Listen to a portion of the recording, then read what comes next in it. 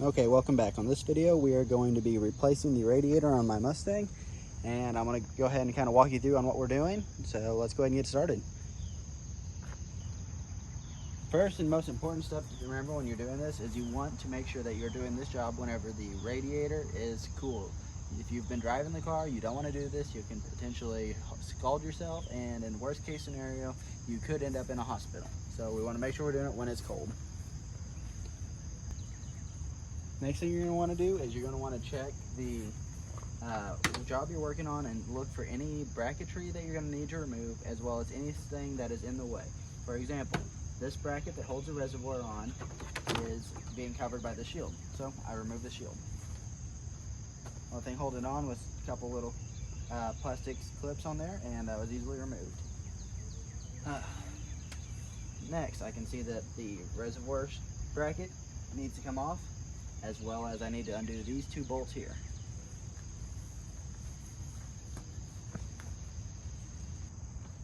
Okay, second step is we disconnected our lower radiator hose, and we've caught all of our coolant into a container and we set it off to the side. Next, we're going to start removing some of our bracketry.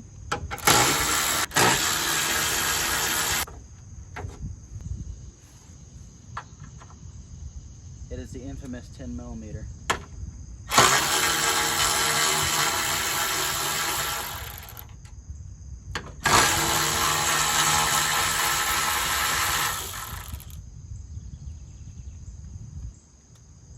You guys are in charge of keeping track of this.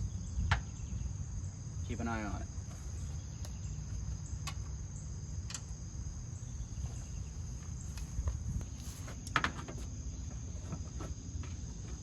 We have removed the reservoir.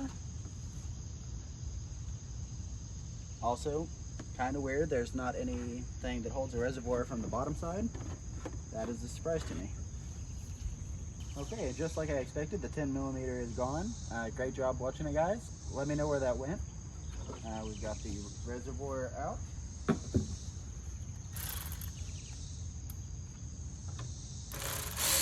Top radiator tube. Set it off.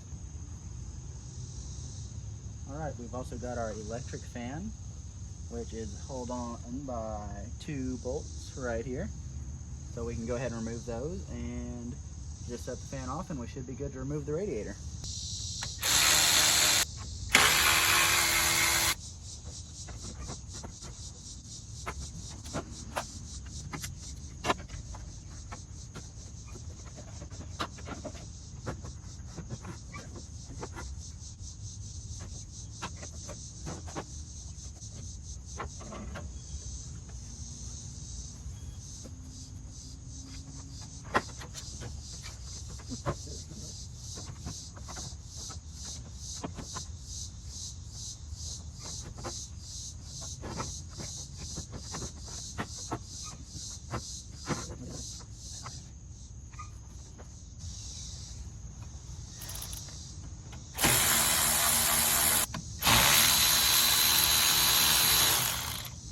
So Ford, they really they crammed in this engine bay, and they made it to where apparently the battery and the battery retainer has to come out.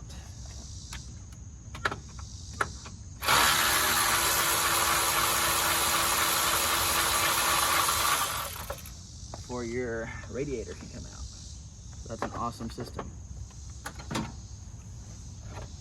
So we got the battery out.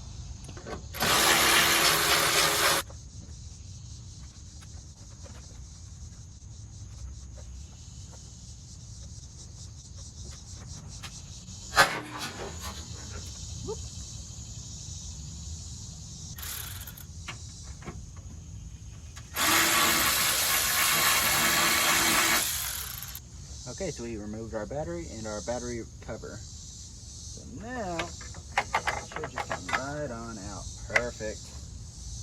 Just like that. Okay, now we got a radiator out. I can show you what was wrong with this one.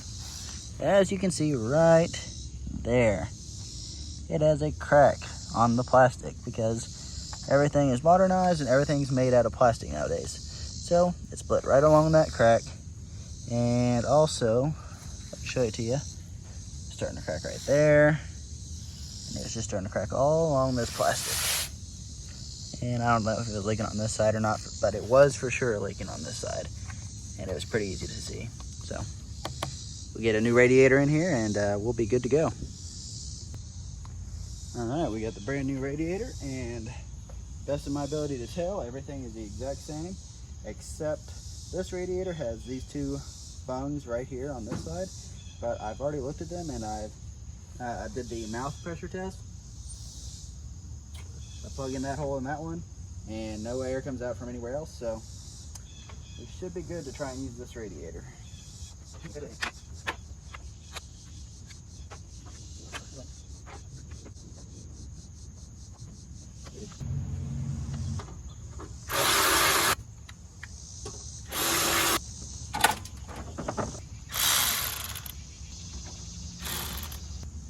I don't know if you can tell right now, but I am fighting mosquitoes, and currently I'm not sure who's winning the fight.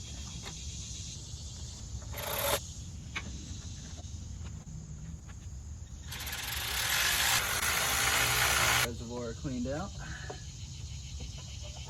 All sediment.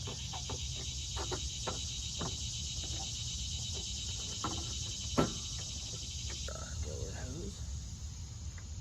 Reinstall.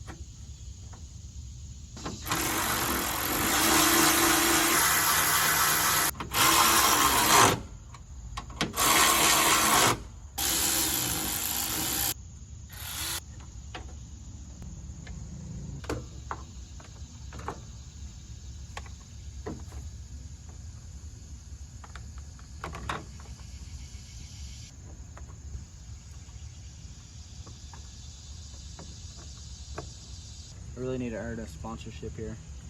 This thing over here is very settling. Be like, oh, drink Dr. Pepper. Gives you 23 flavors of diabetes. If any of you have diabetes, I'm sorry for the joke.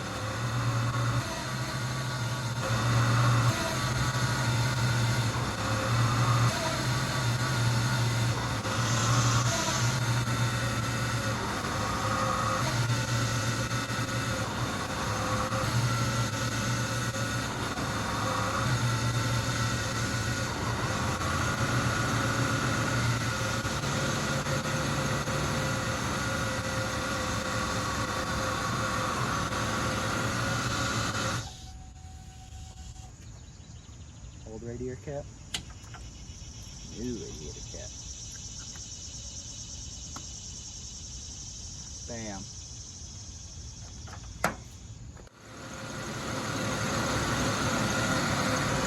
One more thing I wanted to talk to you guys about before I got off here was you can tell how well a radiator is working and how well it's cooling by putting your hands on each side of the radiator. So I can tell this left side coming out of the thermostat is very warm. The cool side, I can keep my hand on this all day. In fact, it's almost cold. Left side is about 150, give or take. Which has got a 160 thermostat, so that makes sense. So, anyways. Okay, with the old cracked radiator, whenever it would sit in traffic for about 5 to 10 minutes without driving, it would tend to get hot and then it would leak from that crack on the side. So I hope now that we got this new radiator in here and I've got the fan wire pulled over so that it's making good contact now.